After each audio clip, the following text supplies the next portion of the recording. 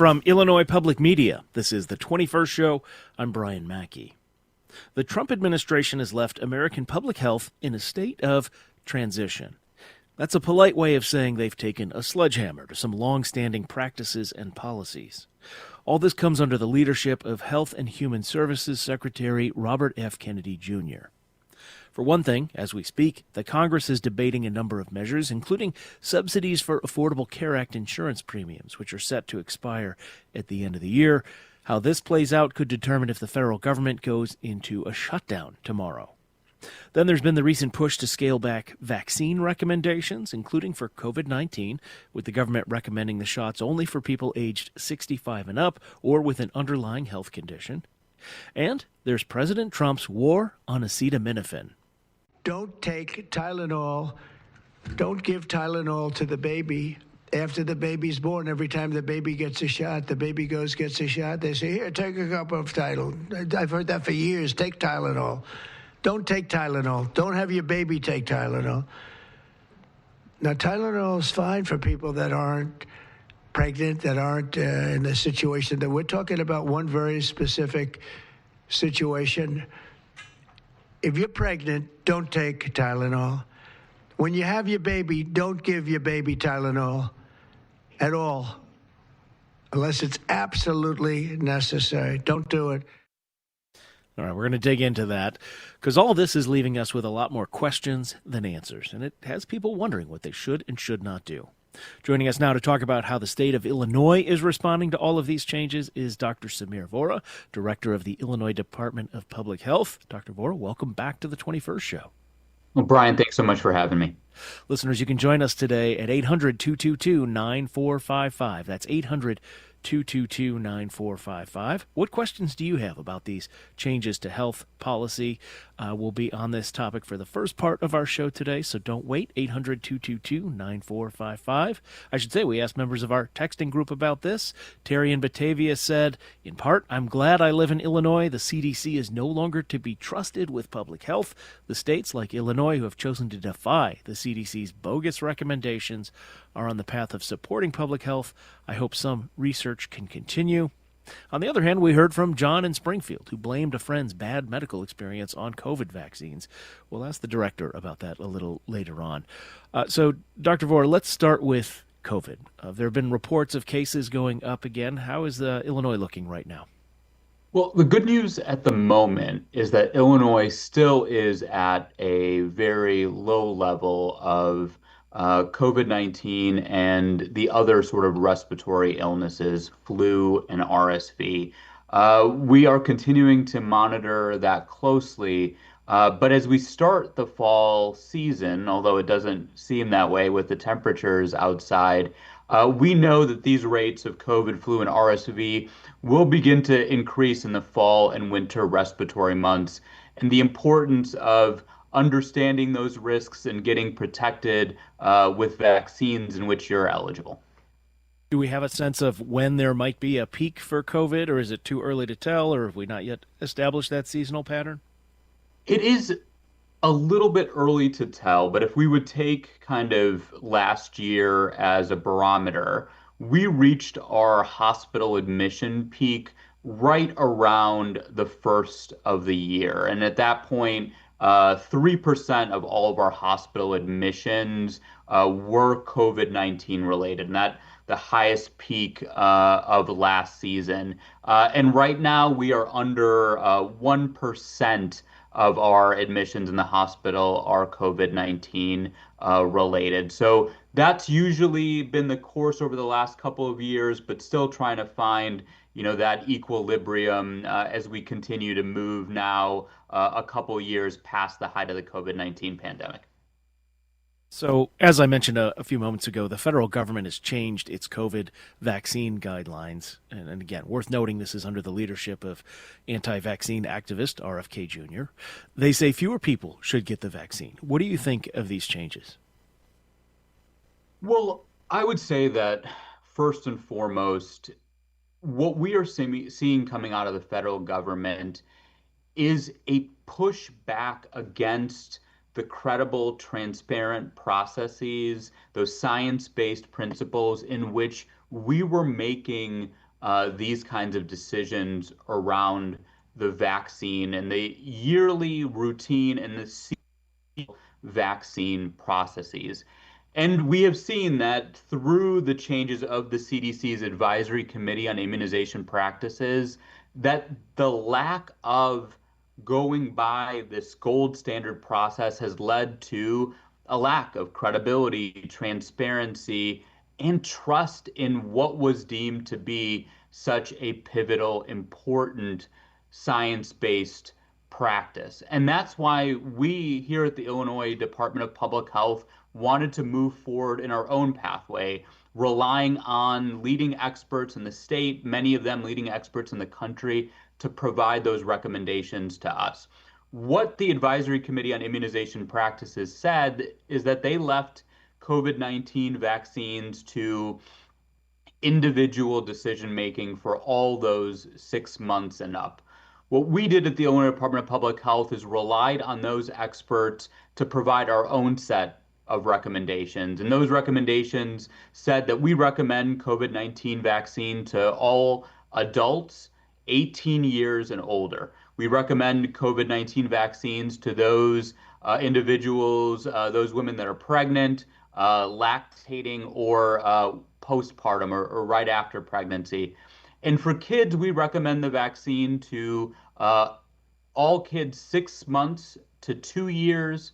For those that are 2 years and above, we recommend it to those with chronic medical conditions, certain risk factors. For those that have never had a COVID-19 vaccine, and we also wanted to say that all parents who think that they want their kids to have a shot should be able to get one. I noticed that last one. It's this very specific set of guidelines, and then children whose parents or guardians want them to get a COVID-19 vaccine. I mean, that's basically anyone, right? I mean, what is the scientific basis for these recommendations, I guess? Well, I think part of that sort of analysis, one and through, is that we know that certain risk factors aren't readily evident. And part of being a pediatrician and also having those conversations with the parents is to understand where their parents are thinking and how they're sort of working with their provider, with themselves. And we wanted to ensure, because we know that long COVID exists, that we would sort of provide that option and opportunity. And it's something that we look to our national medical societies for certain affirmation of those guidelines. And our guidelines do follow that of the American Academy of Pediatrics. When you say long COVID, talk about how the vaccines relate to long COVID, if you can. Well, what we found through the evidence in the research is that the vaccines help mitigate the effects of long COVID. And as we all know and have seen throughout Illinois and across the country, that people do struggle at times and have struggled from long COVID. And knowing that that vaccine can help prevent and decrease some of those symptoms of long COVID is another reason why we're providing those opportunities and availability of this safe, effective vaccine for COVID-19. It's the 21st show. If you're just joining us, we're speaking with Dr. Samir Vohra, director of the Illinois Department of Public Health, about changing public health guidance coming from the federal government, including on COVID-19 vaccines. And in a moment, we'll get to this recent announcement that acetaminophen, the active ingredient in Tylenol, is a health risk for pregnant women and according to the government, is linked to autism. We'll dig into the evidence there. But on this subject of COVID, we got a text message from Tony in Champaign who asks, to what extent does the state retain my vaccine history? Will I be advised to not get an unnecessary shot, or is that responsibility all mine?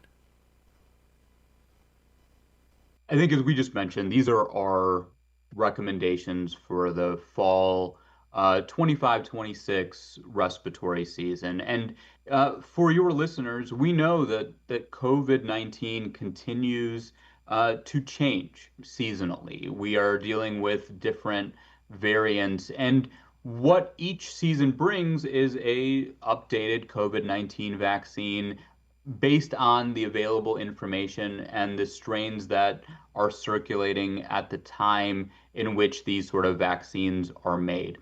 What we do work through and through the clinics across the state is an immunization sort of database, our eye care system, where we can understand what shots people have received. But it's really to your to your listener's question, a conversation that they should have with their provider to maintain what their immunization status is. Our recommendations, they're provided for those 18 and over, but really to determine with their provider what vaccines are necessary to ensure a healthy respiratory season and a healthy state of affairs with the routine vaccines as well.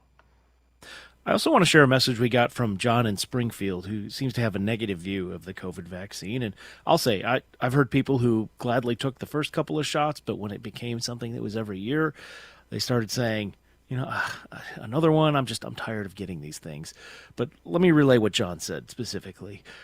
Quote, older COVID vaccines cause heart and health problems and reduce immunity to certain COVID viruses.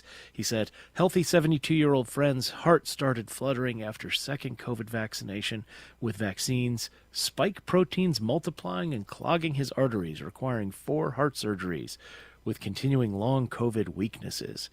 Dr. Vohra, can you address those claims? So I know that there are these sort of concerns and also areas in which we've seen a lot of that mis and disinformation. What I can say is that COVID-19 vaccines have been studied thoroughly. And part of our discussions about this season's vaccines was really a place where our experts, our data continue to show that this is a safe, effective vaccine. Now, it's important for any individual to have conversations with their provider, but based on studies, we know that side effects are very rare to the COVID-19 vaccine, and that allows us to have confidence in its safety and its effectiveness. But to all of this, we want to ensure that individuals have conversations with their physicians to ensure that they're being properly monitored, especially at certain ages where there is the possibility of other conditions that we would want to take into account. So, COVID-19 vaccines generally safe and effective. Big studies and trials that show that side effects are very rare. Uh, all that to say, really important for people when they have those questions to ask their healthcare provider so that they have and can ask somebody that they've built a relationship around trust. We're ensuring here at the Illinois Department of Public Health that we're putting forward credible, transparent, science-based information to the public. Well, and it's interesting because, there is a lot of attention and concern about these side effects from the vaccines, but, there are side effects or primary effects to getting the virus itself still, right?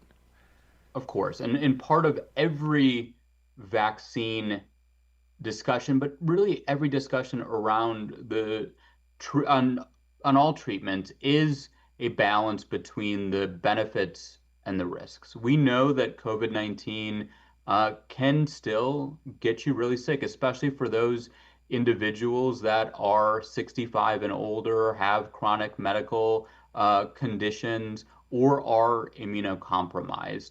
And ensuring that in this season, COVID-19, we know flu can similarly have those types of results and side effects for the virus itself, but sometimes the complications that come after the virus.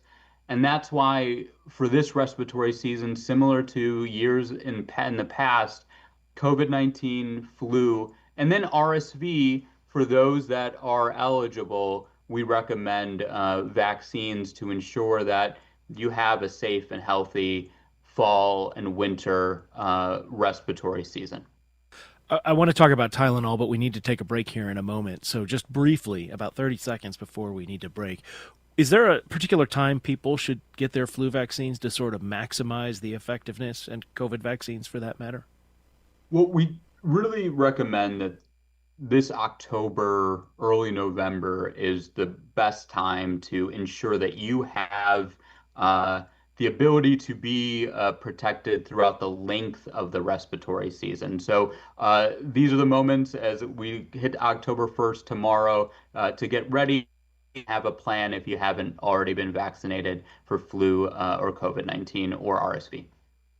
All right, we are going to take a break. We will continue talking with Dr. Samir Vohra, director of the Illinois Department of Public Health, about changing health guidance from the federal government and how Illinois is going its own way on some of these topics. We will be talking about acetaminophen and pregnancy coming up after the break. If you want to join us, 800 222 9455. That's 800 222 9455. This is The 21st Show.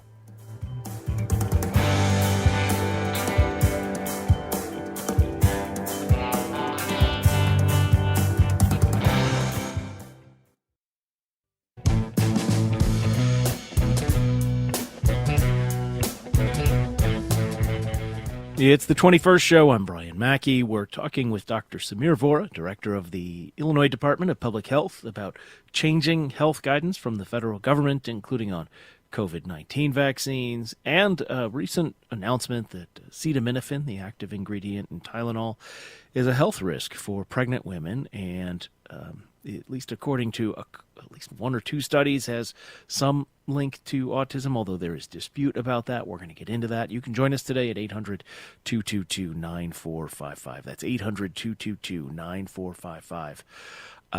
Let's talk about that, Dr. Vohra. So the Trump administration says Tylenol use among pregnant women is linked to autism. What did you think of that?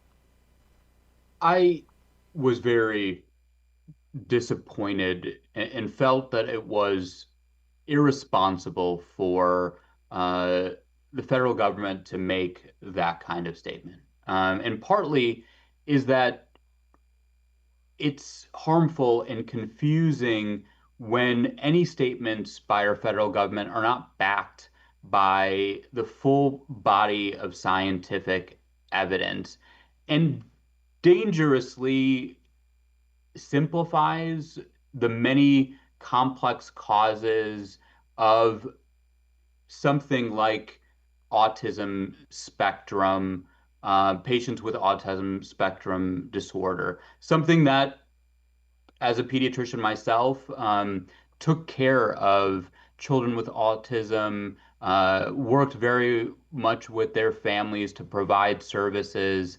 And an announcement like that, that doesn't take into account the research and the extensive research that have shown no significant associations between acetaminophen, Tylenol during pregnancy and autism, or uh, intellectual conditions is something that is deeply disturbing. So the Trump administration says women who are pregnant should not be taking acetaminophen or Tylenol during pregnancy. What do you think of that? And I guess if because it is pretty limited what someone is recommending. You're not supposed to take Advil. What are the risks of having a fever that's untreated during a pregnancy? Yeah, and it is something, and through the American College of Obstetricians and Gynecologists, we know that acetaminophen, Tylenol is one of the few options available to pregnant women to treat pain and fever. And pain and fever can be harmful to pregnant women when left untreated. Maternal fever, headaches, pain can be managed by acetaminophen. And as you said, there aren't many options. Some of the other pain medications, like ibuprofen, pose risks and challenges to a pregnant mom that can cause serious risk. And that's something that we know patients should have conversations with their OBGYN if they're having continued prolonged pain. But the oversimplification of the challenge here is really concerning. And we trust at IDPH our medical experts, our OBGYNs, our societies, when they do recommend acetaminophen as one of those few options available to pregnant women to treat pain and fever. And are there specific risks to, as the president said, toughing it out with fever during pregnancy? Yeah, when you have issues like maternal fever during pregnancy, that can cause challenges to a newborn, things that can cause risks, such as areas in which you could be at risk for prematurity, other sort of birth challenges. And I think it's something really important here when those things arise to have that conversation with your provider. But saying tough it out is extremely not fair, not accurate, and doesn't take into account the need for appropriate help and support around maternal fever and pain that can arise during pregnancy. I want to ask a big picture question to sort of wrap up this part of the conversation today. Um, People are hearing one thing from you in the state of Illinois. Now they're hearing something different from the federal government. And it does lead to this like throwing of the hands up or distrust, cynicism. I wonder how you're thinking about that. And I mean, this has been an issue throughout ever since the COVID-19 pandemic's early months. How are you thinking about that and how to navigate that as a public health professional? Yeah, no, it is a great question, both as a public health professional, as a pediatrician as well. It is challenging knowing that now we're in a moment of conflicting evidence. I know that as a pediatrician, I took my responsibility very seriously to be honest with my patients, to support what we knew as the the scientific rigor in providing my recommendations, and that I was providing those recommendations with the full weight of scientific evidence, not going by outlier studies and information.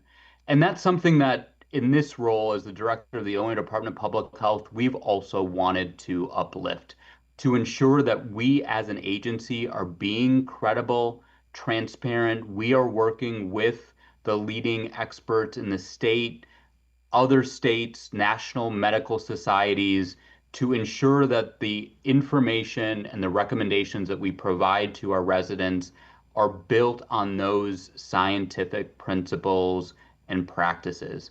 That is a responsibility that I personally and we at the department take very seriously and want to ensure to our residents that they can count on that as they make the decisions for themselves and their loved ones.